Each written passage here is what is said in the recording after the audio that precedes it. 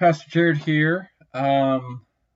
Wanted to share something with a psalm for you that it's kind of some things from it come out of a bunch of different areas of confluence, I think, in my life just made me think. And so this is what Psalm 40 says.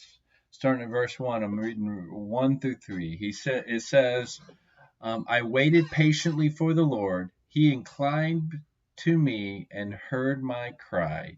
He drew near to me from the pit. He drew me up from the pit of destruction, out of the miry bog, and set my feet upon the rock, making my steps secure. He put a new song in my mouth, a song of praise to our God. Many will see and fear and put their trust in the Lord. Yeah, I don't know if it was last week or a couple weeks ago, we talked about what it means for God to turn his ear or incline him and be inclined to us, and that idea of a father bending down. But so that's part of this passage. But for me, one of the things is that he put a new song in my mouth. Music is something that can be very, very powerful. It can lift our spirits.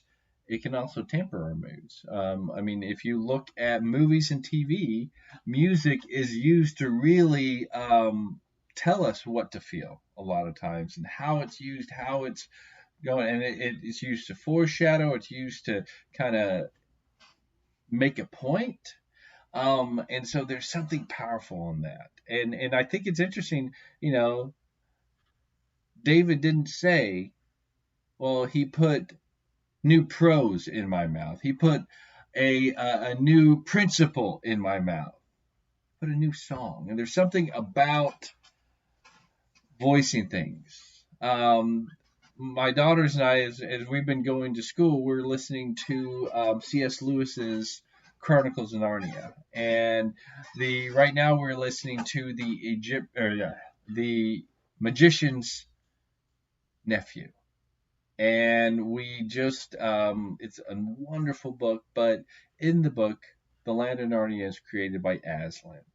And it's interesting, C.S. Lewis kind of envisioned Aslan in his creation, singing forth creation. So it is a song of creation, and it's this powerful thing. And there is, when we look at creation ourselves, when we look at matter, the way everything is together, it's all vibrational. In fact, if you break down matter, it's about relationships and how these subatomic particles, which really, they're fascinating to look at the quantum physics and stuff, but how they vibrate together and how they, in doing that, create matter. Because really, 90% of what we consider matter is space.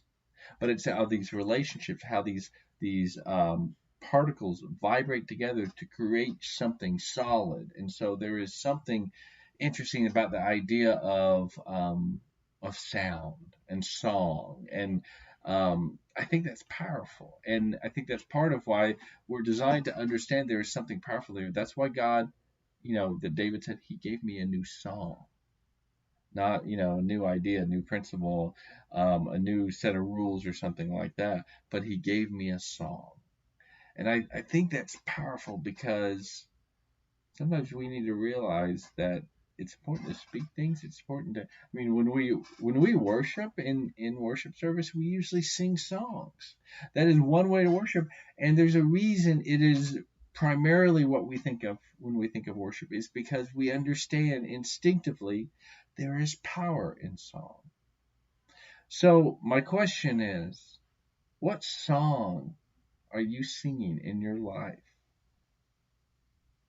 As you live your life, as you follow Jesus, as you go through your everyday, if you were to encapsulate into a song, into a soundtrack, what would that sound like?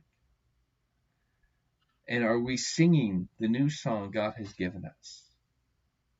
Or do we return to the songs that we sang, that we made up on our own, or that are of our own devising, or really don't speak of the things of God or the way of God, but speak in opposition to those? Just something to think about today. Hope you guys are doing well. Have a good day.